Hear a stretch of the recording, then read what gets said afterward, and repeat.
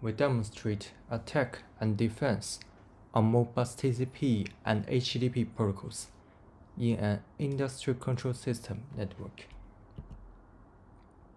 Here's our schedule. First, we briefly introduce the industrial control system network. Then, we perform attack and defense on the Modbus TCP protocol and HTTP protocol.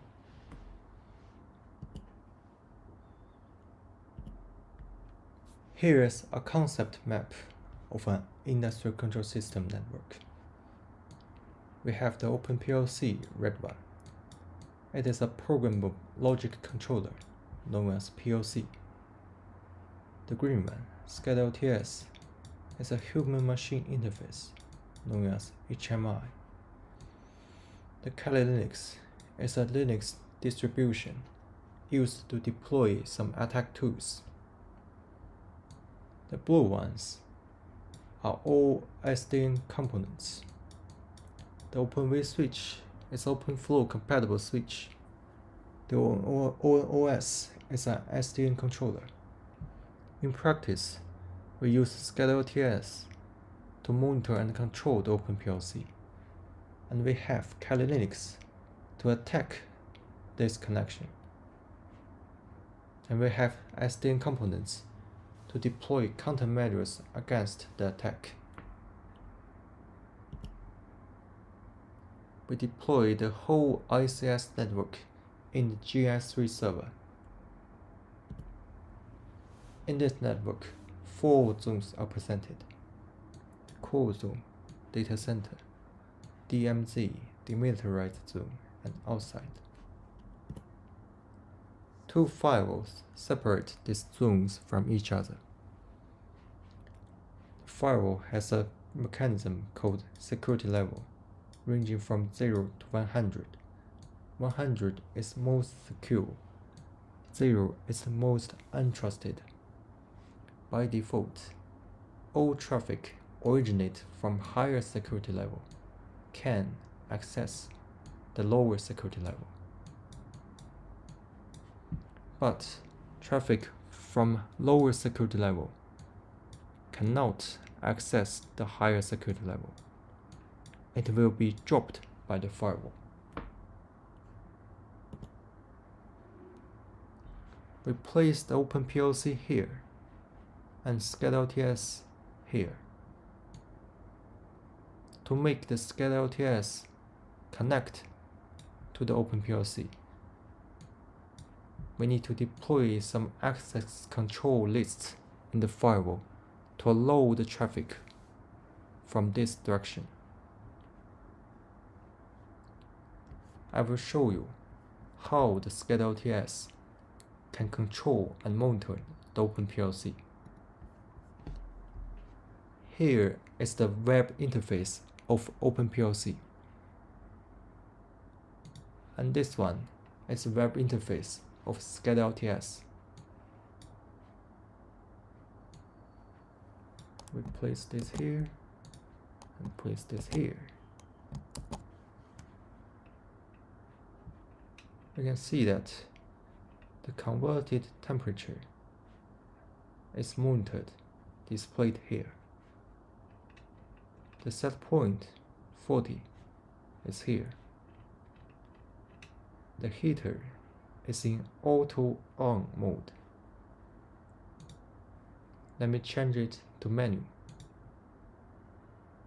It is now in manual off mode, and OpenPLC is also changed. We turn the heater on.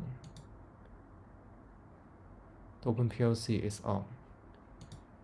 Turn the heater off, and the heater is off.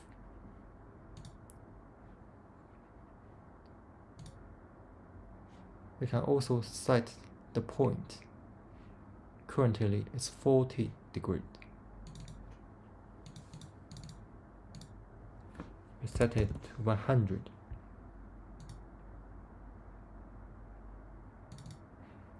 Then the set point become 100.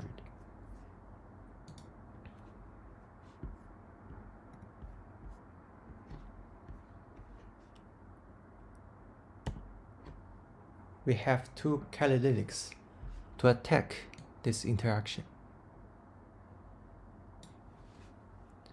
To defend the attack, we have 4 open vSwitches.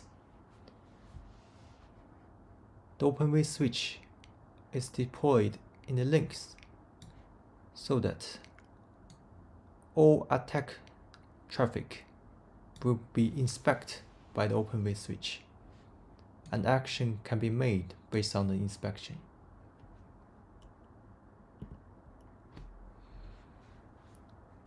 We have here the OpenPLC, the SCADA-LTS, the Kali Linux, 2 of them, the Open vSwitch, 4 of them, and the ONOS. The ONOS is deployed in Docker containers, and Open vSwitch connect to ONOS via the Docker 0 interface.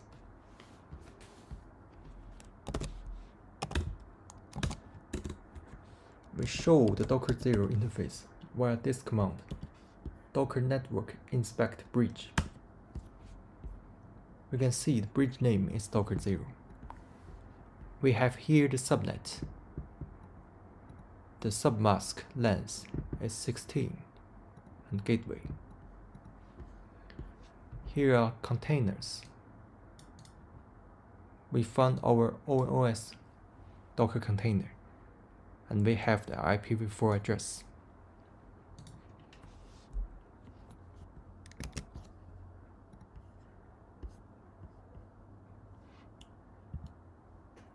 Next, we perform attack on Modbus TCP protocol. To deal with that, we use these 2 Kali Linux to attack the OpenPLC.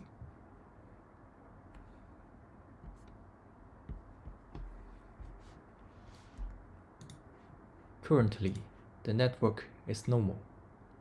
We can use SCADA-LTS to control the OpenPLC. Let me turn it off.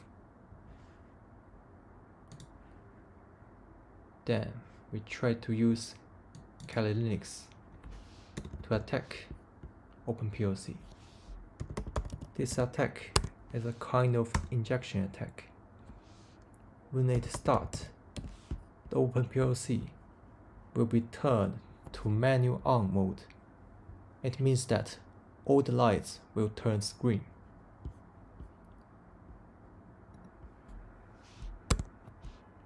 We target the OpenPLC with the frequency of 20. The attack begins. You'll see that the OpenPLC is positioned into manual on mode, and the SCADA-LTS would see it. But when SCADA-LTS trying to turn the OpenPLC off, it will not work. Trying to turn to auto will also not work, because the OpenPLC is currently in a denial of service, and it is flooded by the commands from an attacker. We will stop the attack. We can now use SCADA-LTS to manage it. It turns to normal again. How the attacker is implemented?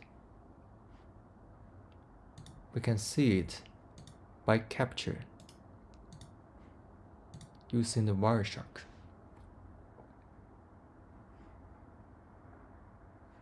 We see that the SCADA-LTS and OpenPLC exchange information via the Modbus TCP protocol. And most Modbus commands are read holding registers, read codes, like that.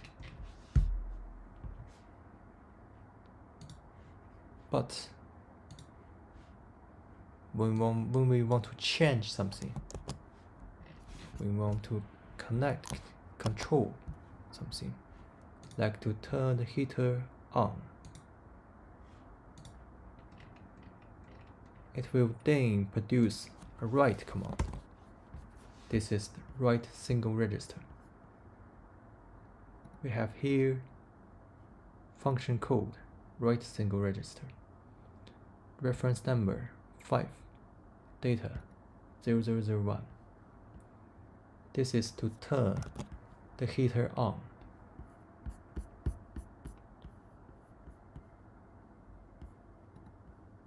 We have also a menu command.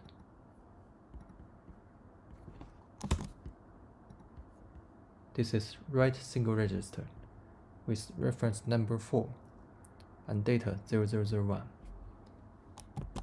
This is to turn the OpenPLC into menu mode. So, if the attacker first sent this packet to set the OpenPLC into menu mode, then it sent the heater on packet to turn on the heater. If the process are done respectively, then the OpenPLC will be placed in a denial of service mode. Here is the source code of the attacker. We can see that in the main method, we have a port 502. This is the Modbus TCP port. And here are 2 packets. This one, write single register command with function reference number 4 and data 0001 is to turn the OpenPLC into menu mode. And packet 2 with write single register reference number 5 data 0001 is to set the OpenPLC into heater on mode. You can see that first a TCP socket is created and initialized with the Modbus.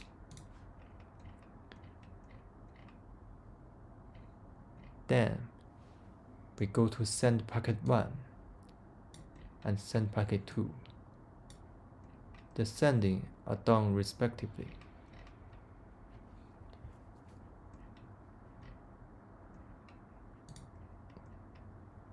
It is in a while loop so that the sending will occur non-stop. First is this one.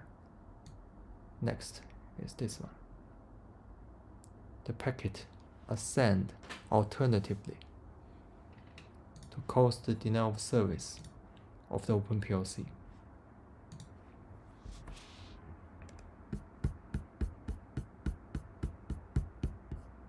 We will try to capture the packet. We will start the attack. Write single register command is produced quickly. It is reference number 4. This is 5. This is 4. This is 5. The packet are sent alternatively.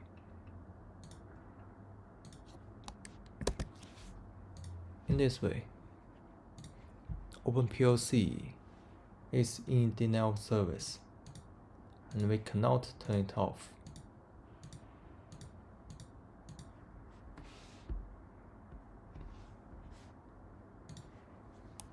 Okay. So, how to defend the Modbus TCP attack? We use these 3 OpenV switches to inspect all the Modbus traffic sent to the OpenPLC. Because the location of these OpenV switches, all the attack traffic will at least go through one of them. before reach the OpenPLC. Our basic principle is to mirror all the traffic through Open switch into the OS and let the OS SDN controller to decide which is the tag packet. Here's the flow chart of the OS app to defend Modbus TCP attack. We have here the packet processor, and there the frequency analyzer. In the packet processor, every packet come in, we will decide if it is an Ethernet packet. Then, if it is an IPv4 unicast packet, then we will decide and select a TCP packet. And then we will decide if it is a Modbus packet. This is done by inspect if it is targeting the TCP port 502. In other words, if it is a request to the OpenPLC server. Then finally, we will choose only the right packet, the Modbus packet with the right single register command that we saw before in the Wireshark capture. Then all the Modbus red packets are logged into a concurrent hash map. And this log I inspect every 1 second. For each IP in this bunch of packets, we'll analyze if it has sent more than 10 Modbus red packets to the OpenPLC. If the packet is more than 10, then we can deploy some defense flows to block the IP. If not, we will not deploy any flows. After this judgment, we will empty the data in the concurrent hash map for the next loop to decide.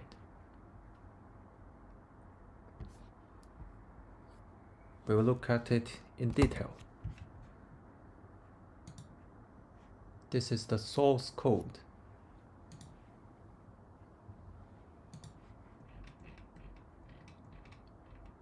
We have here the packet selector to inspect all the packets.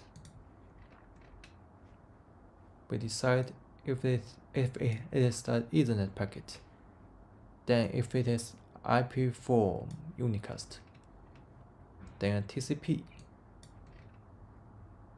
and we have destination port 502 and the payload, an instance of data. Then we have the Modbus packet.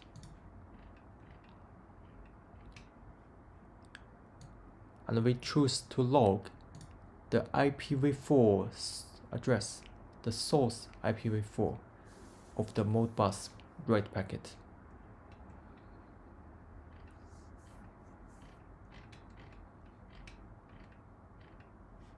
This is the Modbus traffic monitor, the analyzer, to decide if the number of packets exceed the threshold. The while loop is sleep for Modbus monitor cycle, namely 1 second or something. And the whole hash map is inspected. If some IP have sent more than 10 packets, then some defense flows will be deployed on all the OVS Open switches to block the app, the IP. Finally, the log is cleared before use.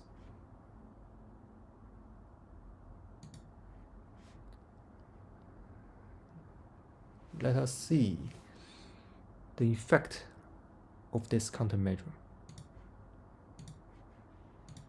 First, we activate the app.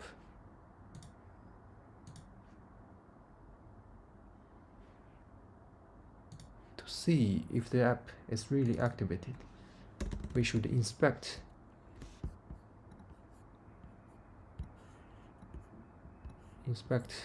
all the flow table in each open switch. This is done by issuing this command.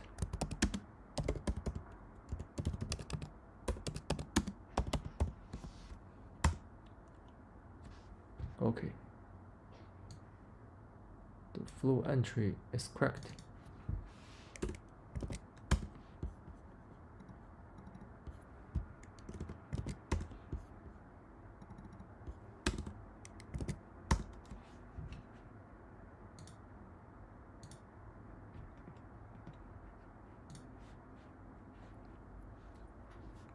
Then we set it OpenPLC to off mode and start the attacker.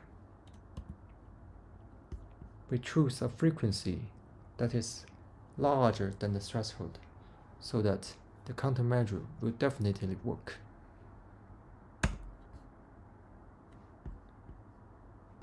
The attack started. You can see that all lights turn green, but now we can safely turn it off, turn it on without problem. The attacker is blocked.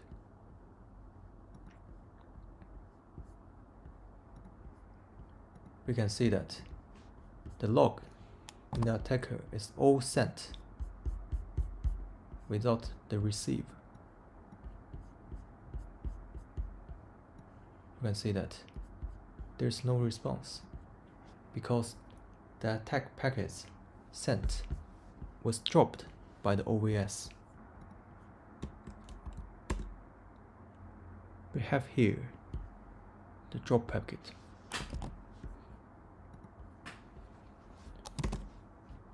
You can see that this flow entry have the highest priority to inspect all TCP traffic with source IP of the Kali Linux and destination TCP port 542. The action is drop. So it will drop the traffic effectively. You can see that now I cannot start the injection attack because the TCP handshake is dropped.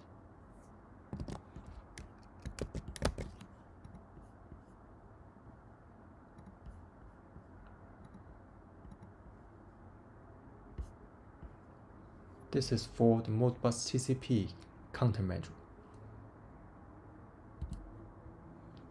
Now, let's focus on the attack on HTTP. In the HTTP attack, we focus on a slow HTTP denial of service attack called the slow loris.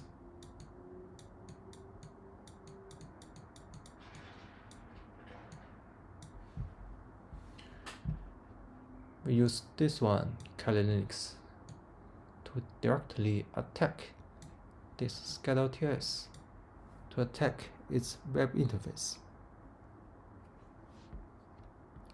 To defend it, we deploy this open switch to inspect all the traffic, all the HTTP requests to the SCADA-LTS.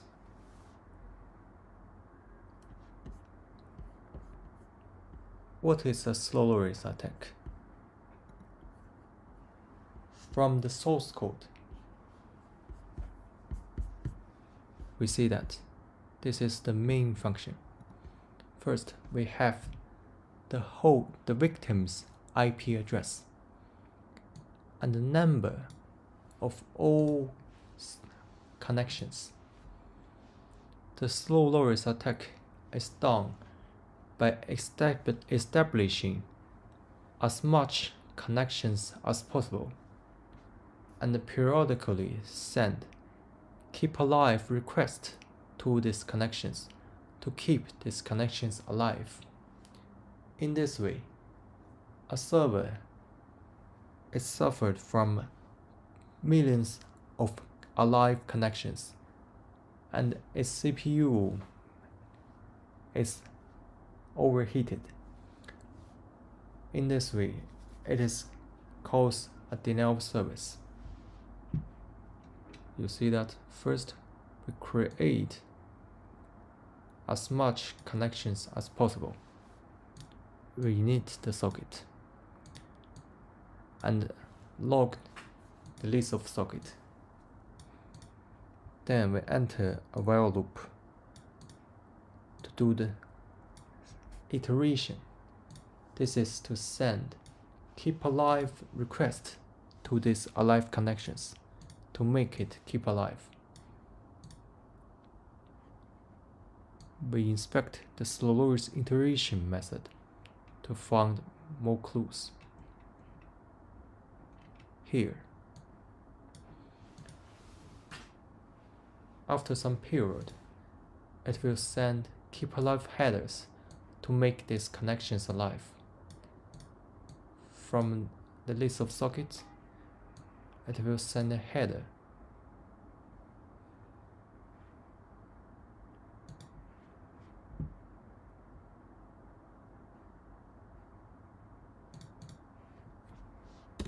We're trying to do the attack. It is called slow HTTP test.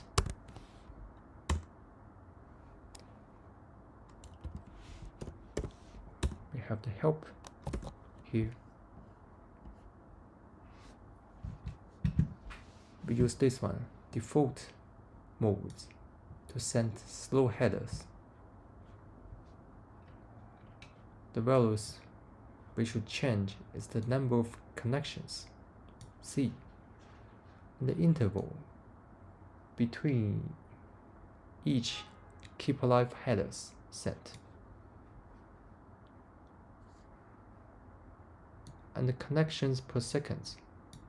It is the establishing rate of the connection. And the second, timeout for a new HTTP connection. And finally, the URL of the target.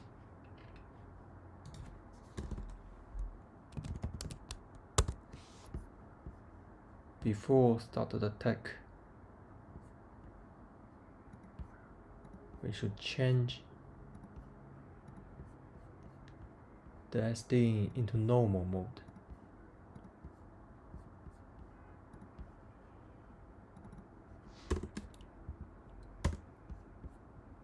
Now it is in normal mode. We then want to trying to capture the attack packet.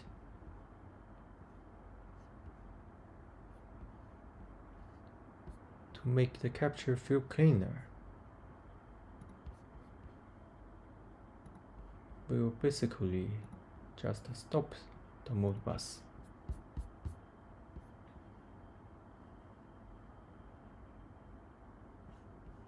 Now the link is more cleaner. We'll start the attack. Use the slow loris. We give it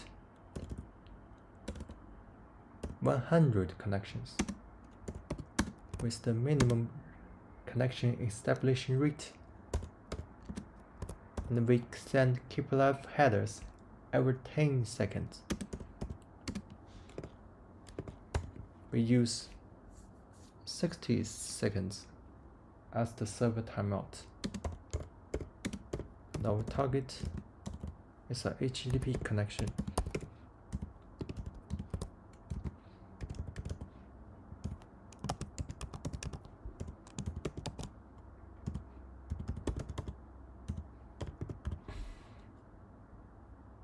Restart it.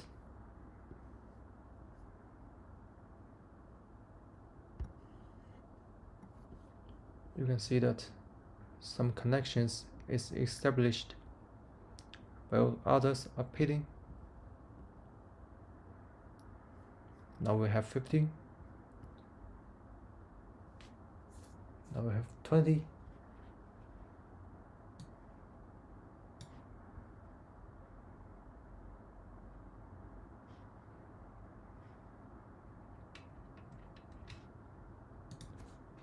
We will apply the filter to make the results more cleaner. We'll only inspect the HTTP request targeting the SCADA LTS IP.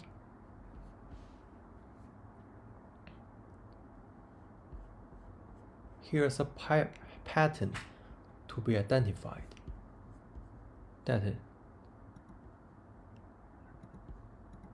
we have some GET requests known as TCP segment sent in a very short time. The sending time of them are very similar. What is that? From the source code, they are the send header. They are produced by the send header method to renew, to keep alive the established connection.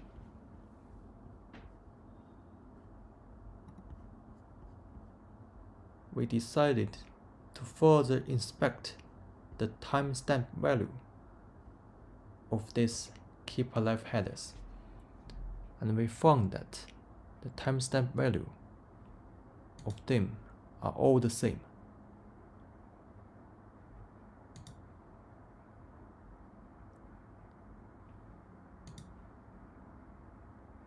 They all have the same timestamp value. The unit is millisecond. Why is that?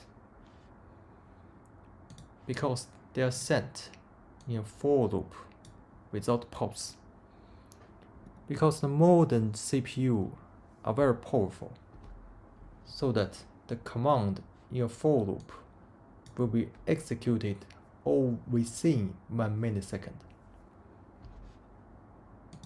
So all the timestamp of the keep alive headers are all the same, because the difference are too minimum to be identified.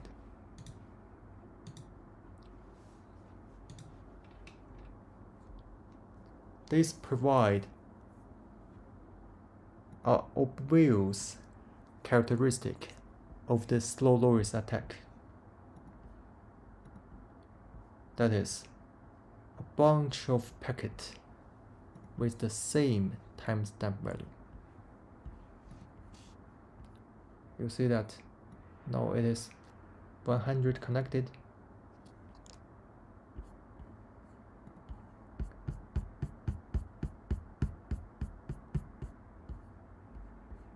And the keep alive headers would be 100.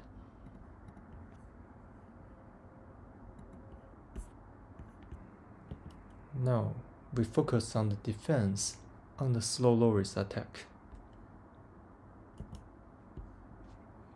We deploy an open vSwitch here to inspect all the traffic.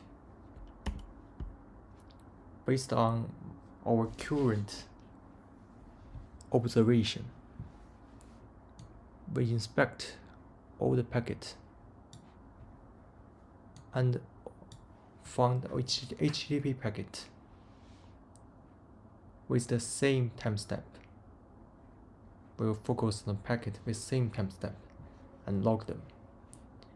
Since the slow loris attack is very slow, we give it a long analyze time.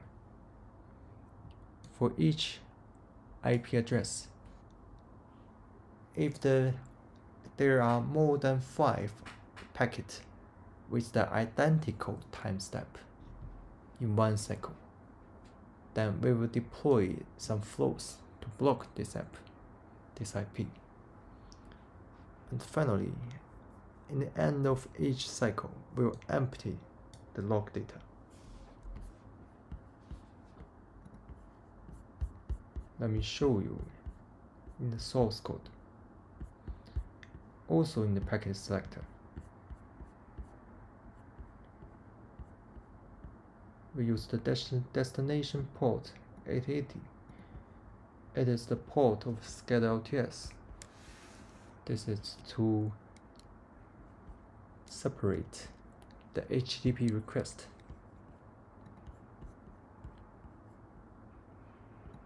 And we only inspect some specific TCP flag PSH plus ACK. This is only for HTTP GET post. You can see this from one command. This is a GET command. You can see in the flag push and ACK. It is 18 in hexadecimal. We change it to decimal. It is 24.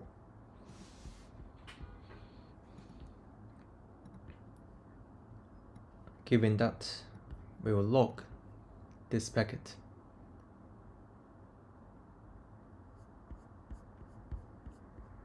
Then here comes the HTTP traffic monitor. After each long cycle, we will first inspect if there is some packet with this identical timestamp, and we can count the number of this packet.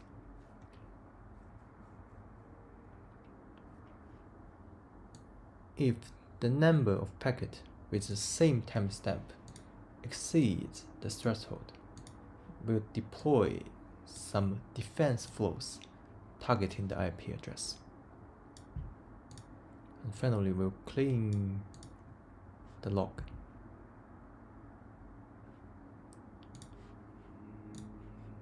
Now, let's try to defend the attack.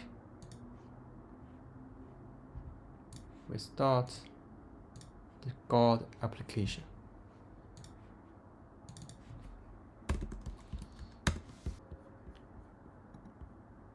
Now we're trying to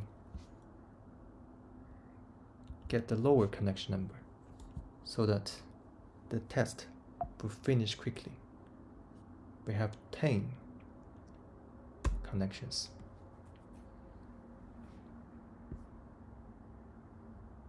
The connection is now established. We now have 10 connected.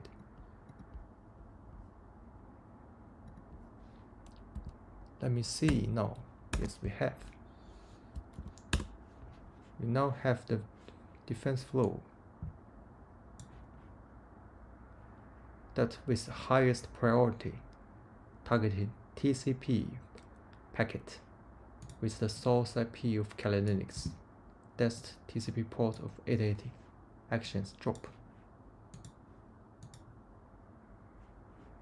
Now the attack is automatically stopped because there are no open connections left, because all the connections are dropped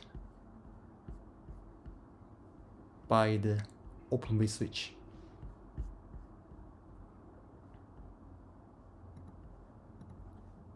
We will want to start it again, because now we already have the defense flows, so there are no connection, and the attacker is exited very quickly. All the connections are pending, and no connection is successfully connected. So the defense is effective.